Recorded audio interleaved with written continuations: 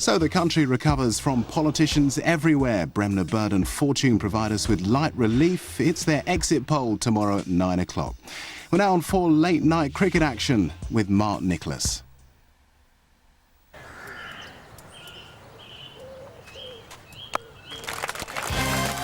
Sport on 4 with Stepstone Online Recruitment. Your first step to success in your career, your life, your future.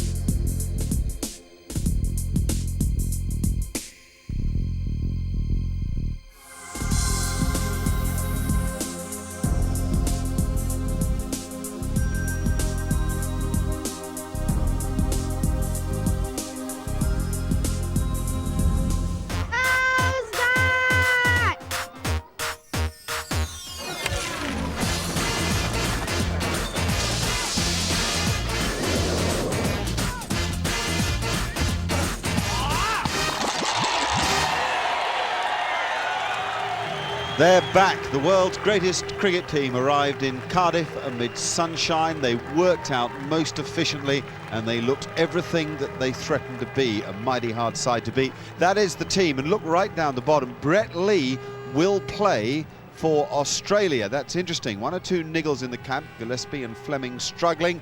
These blokes are in form. A splendid effort against England the other night, dominating in Birmingham. But there is no Wasim Akram. Don't worry about it. Look who's playing down the bottom of their list. Shoaib Akhtar. Saeed Anwar and Shahid Afridi, the opening batsman for Pakistan. The opening bowler for Australia, Brett Lee, looking very strong, very organised, and got a good line going early on, troubling both batsmen outside the off stump. There was bounce in the pitch, which Afridi cashed in on one occasion, though in truth things were dominated by pace, as indeed they may be later in the day when this fellow just wields that arm of his. A bit of luck too for Afridi. He slashed, as he so often does at the start of an innings, and it went his way. But frankly, there was only one team in it early on, as Glenn McGrath was proving.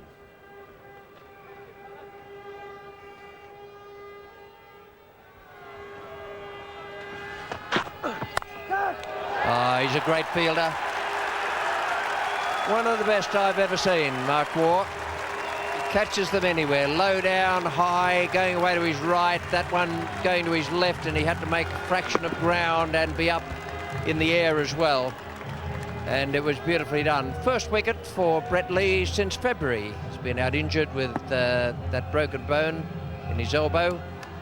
There is a great catch. Just like shelling peas. Quick fire 11 from Afridi. First wicket goes down for Pakistan for only 14 runs. Very good when you come back from injury to give your confidence a boost early on. That's what Brett Lee did with movement and pace. We're just going to play you this again because we like watching it. Imagine bowling it around about 90 mph, and then the slash comes, and then you have to take off and pluck it out of the air and make it look that easy. Really quite special. Now here's pain and pleasure for Brett Lee on the left. No, I'm afraid the edge went over the slips on the right. Thanks, Junior. We loved your effort. On my behalf, I'm delighted. Gee, it's fun to play again. Brett Lee has a very athletic run-up and a very strong bowling action, and it's quite an open-chested action. Open-chested meaning that he's looking through here, inside his front arm and front shoulder, rather than outside it, rather than over the top of his front shoulder. And a very good land there. The front leg absolutely braced straight here. And if you look at that, if you just run that on one more frame, there, you almost do a double take and make it think it looks like Alan Donald.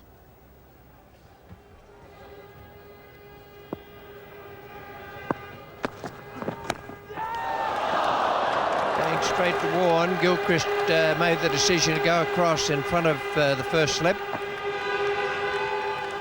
McGrath, in his disappointment, didn't forget to get down to be at the stumps to take the throw if necessary. Well, that's a big let-off for Anwar. Disappointment for Glenn McGrath. He's bowled beautifully this morning. He's going straight to first slip. But from a wicket-keeper's point of view, if you see it and you think you can catch it, you've got to go. There was no hesitation from Adam Gilchrist in this respect. But it was straight to Shane Warne at first slip. That little black rectangle there is the speed gun. That's where the speed comes up. It's not working today.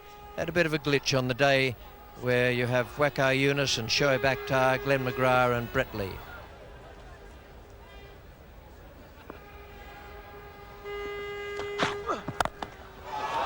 Wonderful shot. Side Anwar might be having a lot of trouble with Glenn McGrath, but less so with Brett Lee.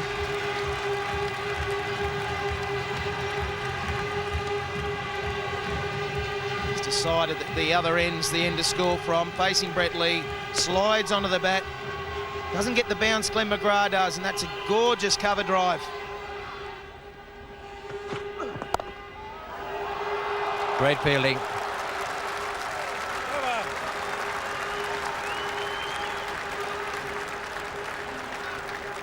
Ricky Ponting, without doubt, one of the best fielders in world cricket. And this is why. Brilliant.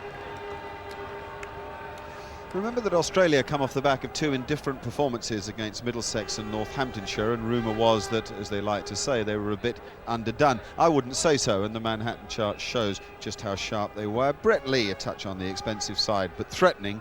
Glenn McGrath always threatening, and so the problems for these two, Razak and Anwar, were amplified. It really was tough work. One advantage of Brett Lee playing for Australia is it gives the batsman a bit of hurry up. That's his reaction to the wicket of Shahid Afridi. And also it inspires his partner, Glenn McGrath, to greater effort. He wants to be part of it as well. Look at that delivery to Syed Anwar, really kicking off the length. They're just short of a length, grabbing his glove, stirring him to greater effort. It's going to be hard work for the batsman this summer with these two in tandem. And it might be much easier when they're not. Ian Harvey, who's one of the best one-day cricketers in the world, well known to Gloucestershire supporters, was into the attack at one end, and he didn't get it right first ball, not by any means. Here's Anwar on strike, and woof, wonderful talent. You see, it's the ability to use the wrist when you're playing the ball late and pick the space. He's very good at that, and he's just very good at cricket. He promises me that he hasn't dyed his hair, so that's the natural look.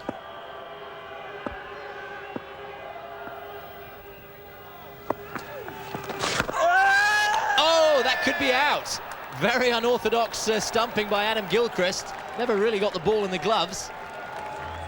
But I think Razak definitely stepped out of his crease for a moment. Well, that is an interesting dismissal. Ball loosener from Shane Warne. Drifting in towards the right-hander, Razak. It's gone through his legs. He's overbalanced and eventually, sure that Adam Gilchrist had his ball in his hand there. Well, he juggled it. He certainly touched the wicket with his gloves before the ball was safely in his hands. Well, that's what the third umpire's got to decide. Has he touched the stumps with the gloves? And if he did so, did the ball hit the stumps first? That's what has to be adjudicated on, and it has been. And the third umpire says Abdur Razak's got to head back to the pavilion. You're out. Pakistan 44 for 2.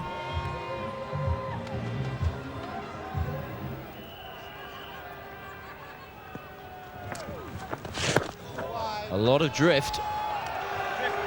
Too much for Shane Warne, says umpire Alan Whitehead.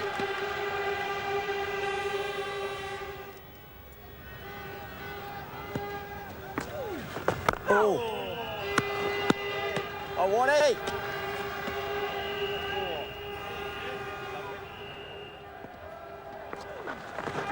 He's out. Inzamam's gone.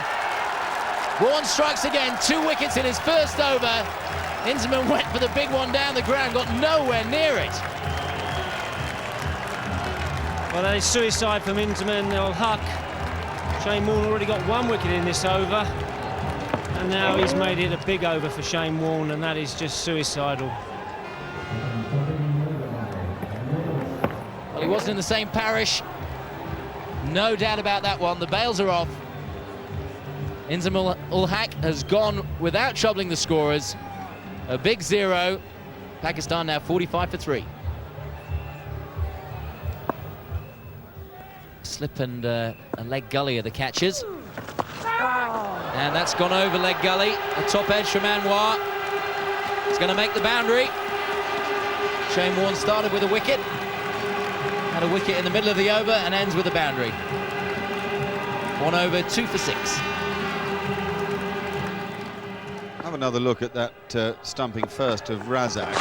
It's a very confusing moment, and the one surprise to me was that the third umpire didn't want another view. He didn't have the benefit of the magnifying glass. He chose not to ask for it, and I don't think the magnifying glass helps either. I think that there was an awful lot of confusion over that pretty extraordinary stumping. As for the dismissal of Inzamam, he reacted to the pressure he placed upon himself in his premeditated plan to dominate Shane Warne. It wasn't a good bit of batting.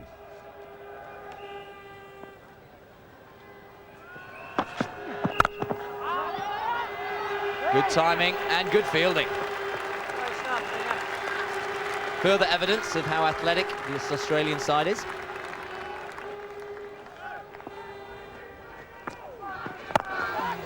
Four runs.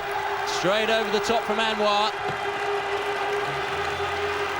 Oohs and ahs from Shane Warne. He thinks it wasn't too far away from him. Well, certainly these Pakistan batsmen not trying to let Shane Warne settle at all. 1 run down the wicket, a couple of stumpings. Fine shot from Anwar, but nearly another catch.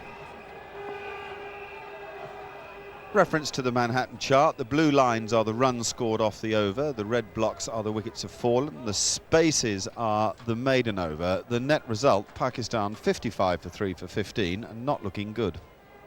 Sport on 4, sponsored by Stepstone Online Recruitment. Sport on 4, sponsored by Stepstone Online Recruitment. These then the wickets that have fallen. First Shahid Afridi, Mark Waugh, outstanding really, just sharp and special. Then Shane Warne with his first ball back, would you believe it, and a lucky one if the truth be told. And then Inzamam losing his marbles. Credit to Australia, they put pressure on him, which increased the pressure that he had put upon himself. 545 one-day internationals for that pair of fellows, and they've not even got into the game yet, so you can understand the sort of pressure that everybody's under when they play Australia. As for this bloke, well, the man's sense of timing is quite remarkable.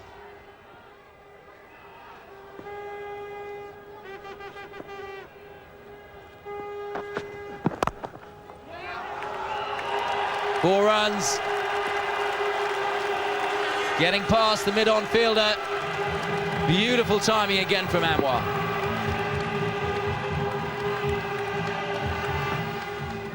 Just 4 men inside the circle now. And one of them's a slip, and what a catch! Shane Warne, 2 wickets already, and now he's taken a perler. Anwar's gone. The danger man from Edgbaston is heading back to the pavilion.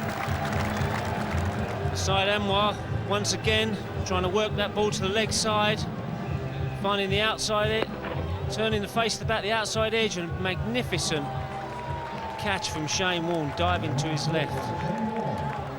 Sure, he's set there for that position. Side Anwar, 30 gone for 35. Pakistan 65 for 4.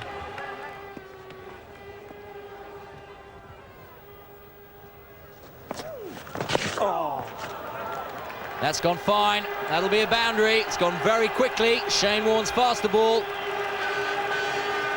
Yunus Khan sweeping very well.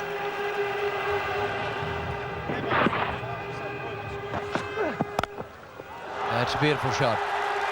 Just a bit short from Ian Harvey, and Yunus Khan has given it plenty.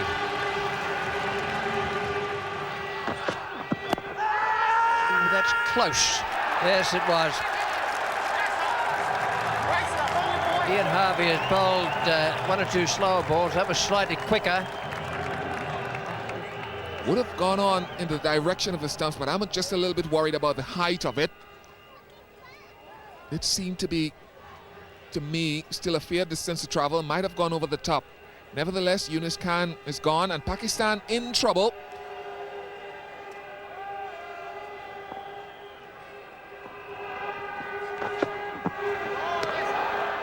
Ball, no ball. Just emphasizing the bounce in this pitch. Ian Harvey's not the quickest bowler in the world, but he fancies himself. Oh dear, at this stage, if you're from Pakistan, 84 for 5 from 22 overs, and only 1 team dominating this match, and guess who they are? It's not only the Australian bowlers that have done the job so far, but also the fielders. Here's Ricky Ponting, who's stolen the mantle as the best backward point in the world from Jonty Rhodes.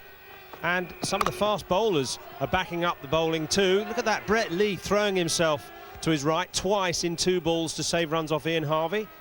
And the veteran Shane Warne, could call him a veteran, but he's moving like a spring chicken at wide slip and even able to take brilliant catches like that.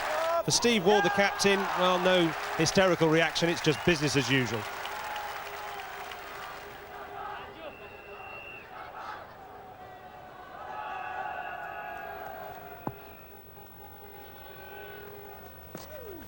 Oh, that's beautifully bowled.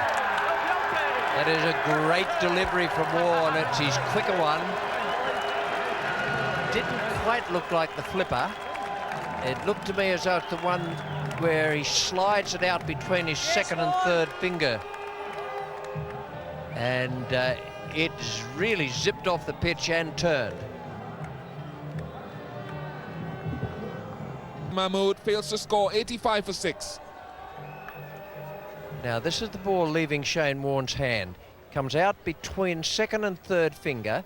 It's not one of his vicious spinners, but there it goes turning in the air from leg to off, and it lands on the seam. That's what takes it away from the right-hander. Virtually a seaming delivery, and just flicks the glove on the way through. Wonderful piece of cricket.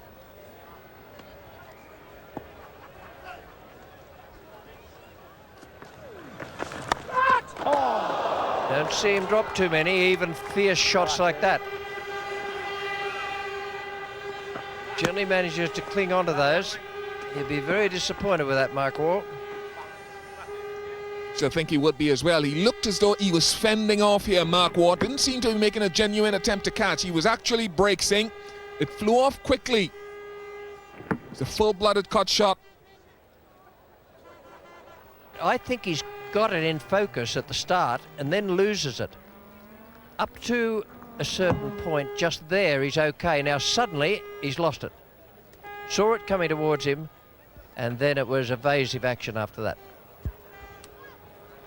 The relevant point of the Manhattan chart there is down the bottom in red, the rush of wickets, and then 2 more after Warne picked up 2 in his first over, making life so difficult for the Pakistan side. Now, just to show that these globetrotters from down under have a hint of the human in them. Here's Damien Martin with, well, we'll call it a sort of fumbly type thing at extra cover, and Mark Waugh not quite picking up a bottom edge at slip. Not that it seemed to be stopping their momentum. Confidence is very high in that yellow camp. A good stroke. Warren drifted it onto leg stump. He was going to spin from leg to off, but Yusuf Yohana played just the right shot. One of Yusuf Yohana's features is knowing where to hit the ball into the outfield. He was hitting slightly against the turn. It's very good placement, a very safe shot.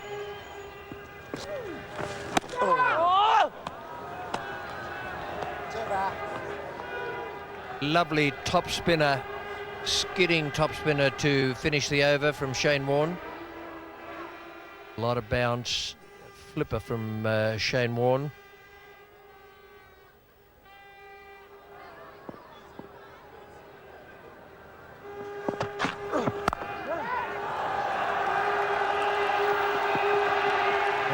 It's got through him.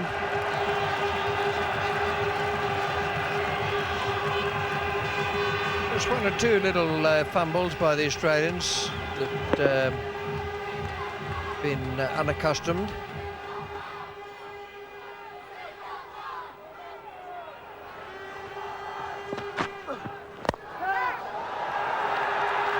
Well, he's got another boundary. That was the slower ball.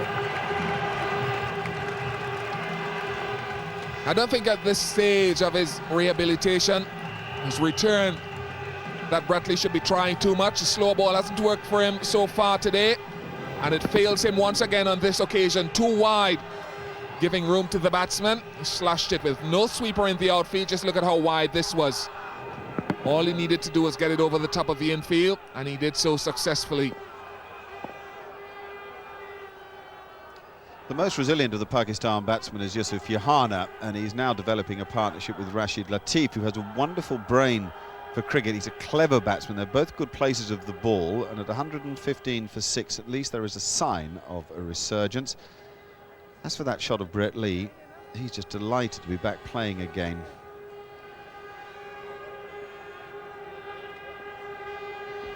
Damien Martin into the attack as one of the make-up bowlers that Australia have to find. They only have 4 specialists, McGrath, Lee, Harvey and Warne, so effectively there are 10 overs to fill out of their 50. Pakistan in danger still of their lowest one-day score against Australia. That was 132 all out in the World Cup of 1999, and watching it, a full house at Cardiff. One-day international cricket has been here before, but they are very pleased that it is back again. Here's the second of the make-up bowlers, Andrew Symonds. In the game at Lords against Middlesex, they tried something new. Symonds would come on and bowl seamers, and if a batsman got settled, he'd then switch to bowl off-spin, sometimes in the same over. And bingo, here he was having a go at it again in Cardiff. That Ian Harvey's wife, not incidentally Mrs. Hussain, and Jacob, who was born yesterday.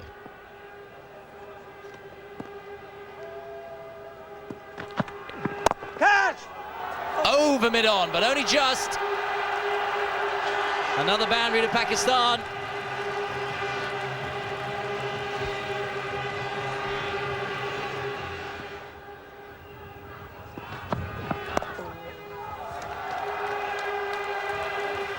And that single brings up the 50 partnership.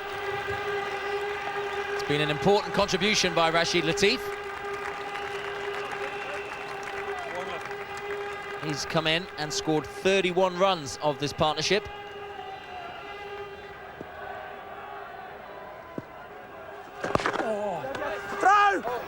You'll have to be quick or get in the way.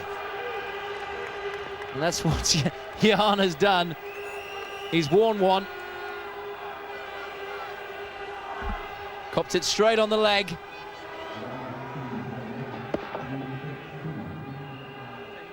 Keeping an eye on the partnership and the build-up of runs. The Manhattan chart has a touch more solidity to it now as this partnership between Rashid Latif and Yusuf Yohana develops. Yohana is very good anywhere, and I think that one of the great things about batting well in one-day cricket is to know how to pace your innings and how to stay calm when the heat is on, and it really was on when this partnership developed. Now, what he'd done so cleverly is place the ball around the place to get himself going. So he got ones and twos, and then he accelerated, and now the score's 150. So these people at least have a game to look forward to. At one stage it looked as if it wouldn't be much of a game. The 7th bowler used in making up that 50-over equation for Australia was Michael Bevan, and the enjoyment amongst the Pakistan batting was evident, because they knew that this chink in the armour that Australia conceivably has had to be cashed in on, and that's what they did. And the rate then creeping up above 4 and over, which given the position at 80-odd for 6 was a very decent effort. The start was okay, but you want to be around 4 and over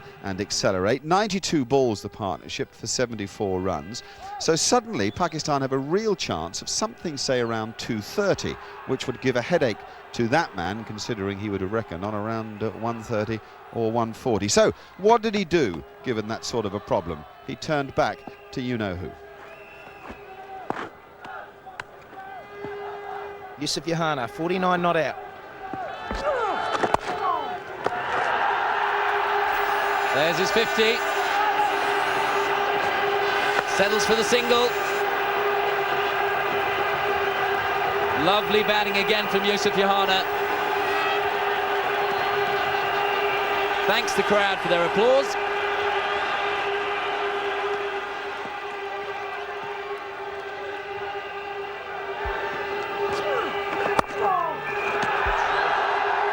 Great shot. Changed his mind, Rashid Latif. And he gets a boundary for his trouble. Excellent improvisation. That was well played, and that's 50 also. 2 balls, 2 50s. What a partnership.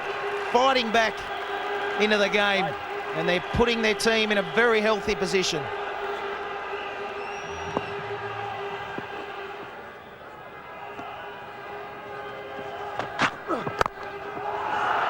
Top shot through the covers from Yohana. Once again, a hand on it, not good enough. Another boundary.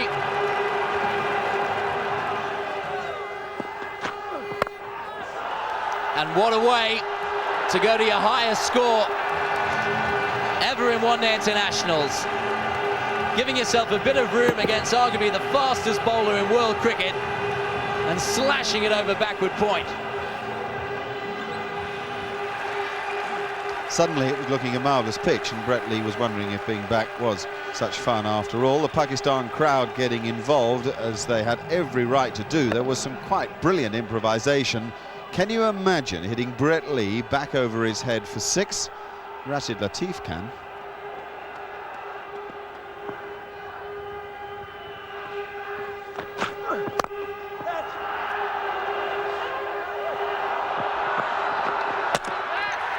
Well, that's a good recovery. It's the sort of climb in the innings where the batsmen will get themselves into a bit of chaos as regards running between the wickets, and don't run on a misfield. Well, there you go.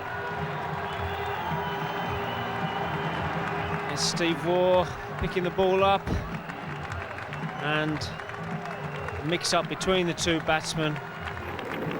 That's a bit of a tragedy for Pakistan. Pakistan 209 for 7. Rashid Latif run out for 66. The worst thing about bowling in one-day cricket is not being panned when you bowl in different balls, but edges going for 4 off perfectly good balls, and how that got past off stump off at inside edge, heaven only knows. Wacker had bits of luck like that. Brett Lee didn't have any at all. Then McGrath has developed a slow ball, which didn't used to be part of his armoury, and that dealt in the end with Wacker Younis. And at that stage, with the first ball of that McGrath spell, the score loitered at 241 for 8, which was about 100 better than it looked about an hour and a half previously. Still going well, Yusuf Yohana, and again the placement. Long leg is up, and so what does he do? He swivels and he just helps the ball around into the massive space. Brilliant stuff from him. Lovely timing. Now, this is clever from Steve Waugh. Look at the relay, the teamwork. He waited, he delayed that underarm throw so McGrath could get back into picture and could take the throw on the move forward towards the stumps. There they are, Messrs Lee and Shoaib. You're best off watching than facing them. Here now McGrath in again, and he's hidden in the jungle when he does this first, is Mark Waugh. So we're going to show it to you again from front on to give you an idea of the wonderful balance and easy movement that Mark Waugh has to make that extremely difficult catch look very easy. It meant the end of the innings at a total of 257 for Pakistan. Yusuf Yohana unbeaten with 91. Brilliant stuff from him. Rashid Latif, a clever performance. He made 66. Economy rate for McGrath, 2.24, and 3 wickets for Shane Warne. It was breathless. Sport on 4, sponsored by Stepstone Online Recruitment. Sport on 4, sponsored by Stepstone Online Recruitment. A brilliant and brave fight back by Pakistan, and the bonding with Waqar Younis giving them what for. Very important. 258 if the Australians are to win it at a rate of more than 5.1 and over. Waugh and Gilchrist, the opening batsman. Shoaib Akhtar, one of the opening bowlers, and he must remember that pace must fit with accuracy if he's to be effective. That is quick and full and just missing leg stump, and already Shoaib Akhtar threatening and showing us that, my gosh, if he'd been fit for the Test series, who knows in that second game at Old Trafford. Wasim Akram unable to play today with injury, which has given Shoaib Akhtar the match and given the crowd the excitement. And Yunus Khan keeping wicket. Rashid Latif finished his innings, complained of dehydration, and this man, Waqar Younis, said we'd have a change of keeper and I'll take the new ball.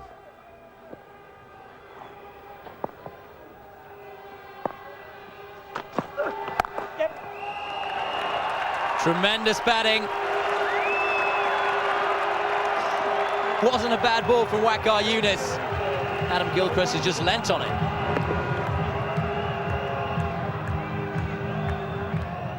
Got a game of cricket on out the back at Sapphire Gardens. Another leg spinner. Isn't Shane Warne that's nipped over there.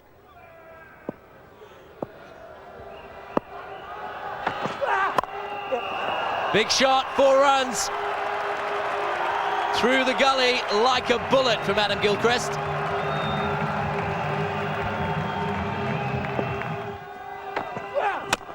Bowled him! That was quick, and that's out. The bails are off. Pakistan have the first breakthrough. The very dangerous Gilchrist on his way for unlucky 13.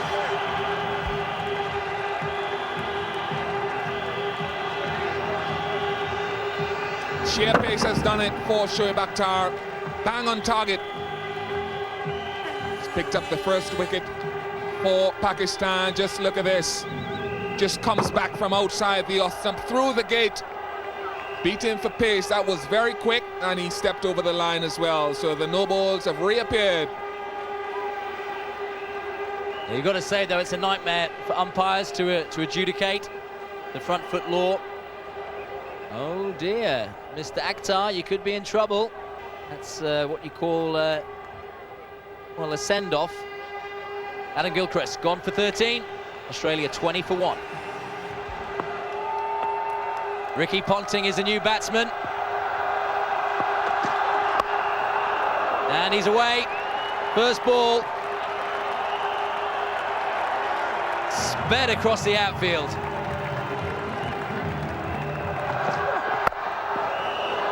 Good shot. Could be another boundary, and is. Consecutive boundaries to Ponting.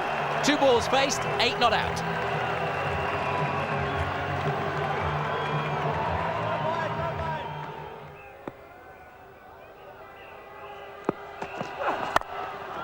What a shot! That was Caribbean. The ball was full. Mark Waugh laced it off the back foot to the boundary.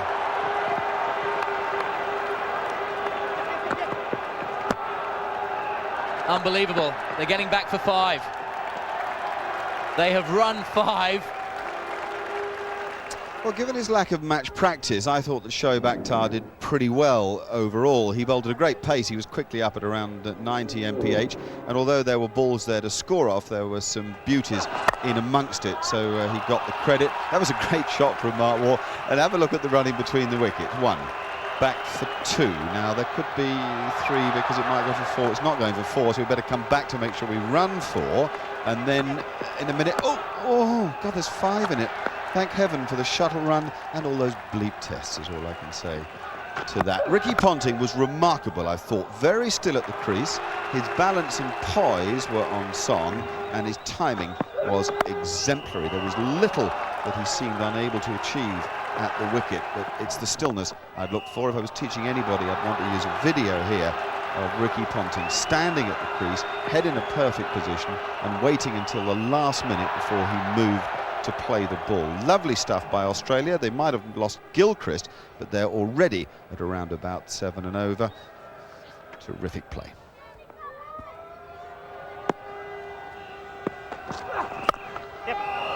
Four more. Mark Waugh off the back foot, on the up. Tremendous batting. An edge, and down. Off the hand, and it's gone for 1 bounce 4. Inserman looks at his fingers, they'll be stinging. That was amazing. Neil Judd shot. Just look at Inserman here. It reacts very late. Sure, it was quick. Really, he should have gotten himself into better position to catch that. It's a relatively comfortable height. He's gotten away.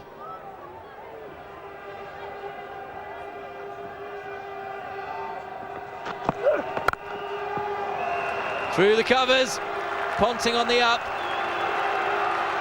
Australia cruising at the moment, boundary after boundary. They look like they're in a hurry.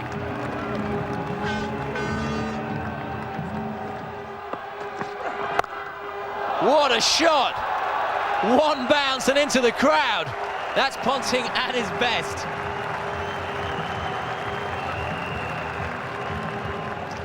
Well, I don't know what he had, a stitch or whatever, but he didn't feel absolutely right. Shoaib Akhtar, and that was Ricky Ponting. That pull stroke, he's so good, you know, he plays that pull stroke so well because he sees the ball so early and moves so late. And they're the 2 great things, I think, of all the great batsmen. See it early and move late. There's the Manhattan chart, 74 for 1. Lovely collection of terrific fast-scoring overs. 10 overs gone, and the rate 7.4 and over gives you some idea of the way that Australia are playing. Mark Waugh, determined not to be upstaged by Ricky Ponting, was also in the act. The score moving on to 81 for 1. Azhar Mahmood and Ricky Ponting looking at each other as if they meant business. Mind you, they're 2 mighty punchy characters.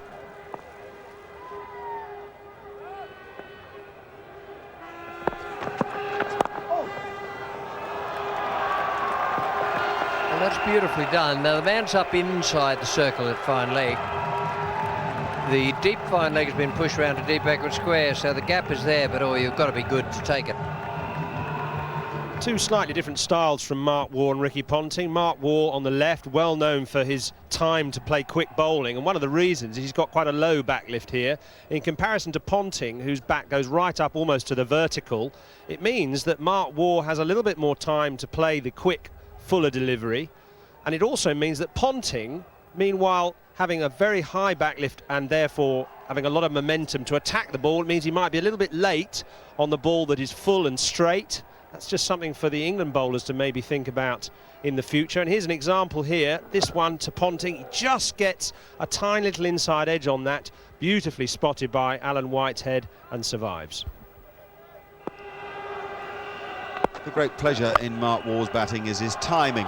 Aesthetically, he's as delightful as anybody in the world. I suppose, who would you think of? Sachin Tendulkar would be one that you pick out, who is just an absolute joy to watch. But Ponting was able to match him aesthetically as well. This was a wonderful passage of play.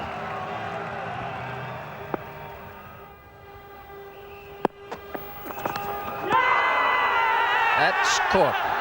Abdur Razak has dug that in. It's moved away from Mark Waugh off the seam, gone from leg to off. He's just tried to play that little glide down through third man, and the second wicket is down. The 2 openers out, Gilchrist and Mark Waugh. Well, it was almost a surprise. They were going along so nicely, trying to run it down to third man. Yunus Khan very happy with that catch. Mark Wall, 3 runs shy of a half century, 112 for 2. Michael Bevan, the new batsman, arguably the best one-day batsman in the world, and that is why. Career average, 57.41 in 160 matches. Ricky Ponting's on strike, and he's 49.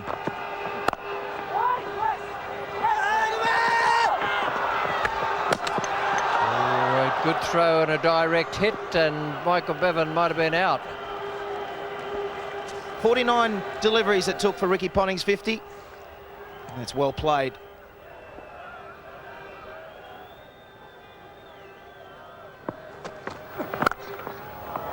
Shot. Oh, no cutting that off. He's played cuts, pulls, drives, and then this forcing shot off the back foot. Well, this will take some beating. Down the wicket and over extra cover. It might go all the way. Definitely not off the middle. Looked like Yusuf Yohana and Waqar Younis were leaving it for each other. 133 for 2. The run rate, Australia going along at 6.33 and over, needing just another 4.31 and over. 21 overs indeed before Saqlain Mushtaq was brought into the attack.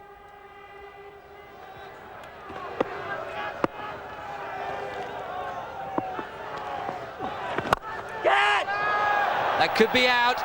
Straight down mid-on's throat. Abdur Razak, well, it didn't go in that cleanly, but he's held on. Surprising shot from Ponting.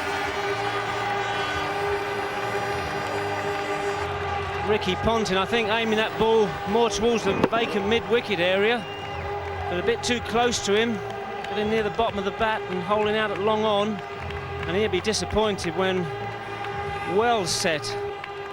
And that's Ricky Ponting gone for 70, a big blow. Pakistan calls. Australia 142 for 3.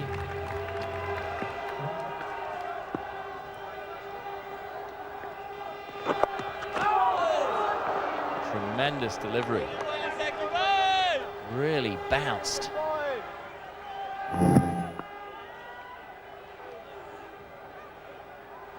At the halfway mark of the run chase, Australia 148 for 3. Pakistan was struggling, of course, at that stage. Just another 110 to win the game, and the run rate steadily at either side of 6 and over. That is a brilliant beginning to a run chase in the first match of the series for the Australians. The problems for Pakistan were compiled by some indifferent fielding. They were so good the other night against England and relatively ordinary today. Whether or not that's what Australians do to you, heaven knows, but there's no doubt that without top-class fielding, in fact without all your disciplines on song, it's pretty difficult to beat Australia.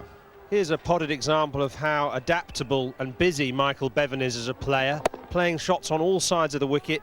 That was a ball perfectly respectable, glided away to third man. Look at this one here, a straight delivery, somehow manoeuvred down to third man for another single.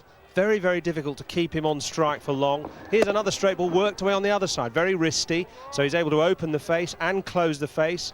Here he just waits for the delivery from Saqlain, and again working it off the stumps for a single. He's incredibly hard to contain. Really, it's like shelling peas taking singles off this Pakistan attack from Michael Bevan. Worth reminding ourselves of the comparative stages of the innings, and Australia, not surprisingly, ahead on all fronts. 179 for 3 from 30 as against Pakistan, 118 for 6, and that's when they were beginning a revival. Well, as if the first 4 hadn't been enough, Steve Waugh came in and looked as if he was in sort of purple nick as well, really. The timing was there, the strength of character, always, of course, evident in Steve Waugh. And even though there was a little bit of spin, the truth is that this ability to manoeuvre the ball around and cash in on every bad ball offered and hit it to the boundary is extremely hard to play against. Bevan, of course, scampering between the wickets. He is the most outstanding one-day player, averaging more than 57 in one-day cricket. The 200 came up in the 35th over, a lovely evening in Cardiff, and everybody, maybe except the most die-hard Pakistan fans, having a splendid time. Still the worm above 6 and over, which is a measure of the way that Australia played to win the game. Those are the fixtures to come, with the final at Lord's on the 23rd of June.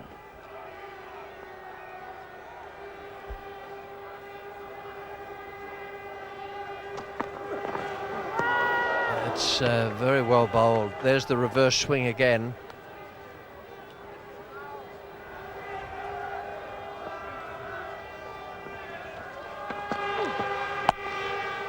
That's 4. It's a beautiful shot. He's placed it just to the right of Waqar Younis, who's feeling at cover, only a yard or so.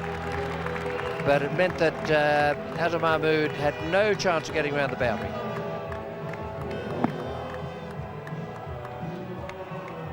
Michael Bevan scored 39 runs up to this point, and he hasn't hit a boundary at all in his innings. He scored all around the park.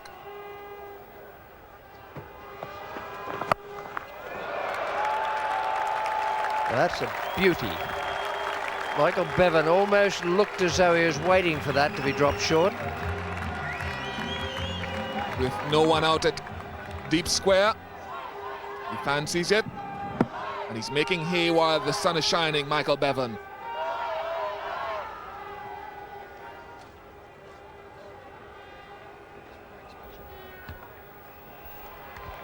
That's going to be 4. Steve Waugh so strong on the cut shot. It's been his trademark shot for years now. Well, it certainly has. The Steve Waugh autograph shot. Whenever we see him play a cut shot, he very rarely mistimes it. 4 good partnerships for Australia. Gilchrist and Mark Waugh at the top, then Ponting and Mark Waugh. Ponting and Bevan put on 30. In this last partnership of 101 between Steve Waugh and Bevan, only 6 boundaries. And it's come at nearly a runner ball. Saqlain Mushtaq to Steve Waugh, who's on 49 not out. Full toss, the sweep, and the half century. It's come with a boundary. Steve Waugh's 42nd half century in one-day cricket for Australia.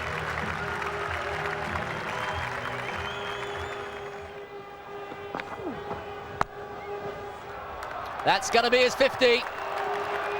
Too much pace for Inzamam on the ball. Michael Bevan, 52 not out.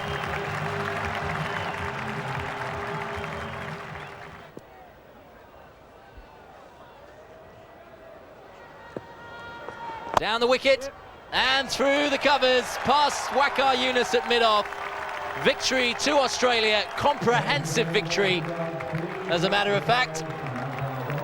Steve Waugh, the captain, not out 54. Michael Bevan, 56 not out. A victory to Australia by 7 wickets. I think Australia will be pleased with that. All around, their game looked in reasonable shape. And the key people had decent performances with both bat and ball. I think they'll be pleased with the fitness of Brett Lee as well. Ricky Ponting was chosen as the man of the match for that exhilarating 70 runs that he made from 70 balls. The Pakistan bowlers had a very tough time of it out there, though they also will be pleased that Shoaib Akhtar came through relatively unscathed. There's the table. Pakistan and Australia lead it.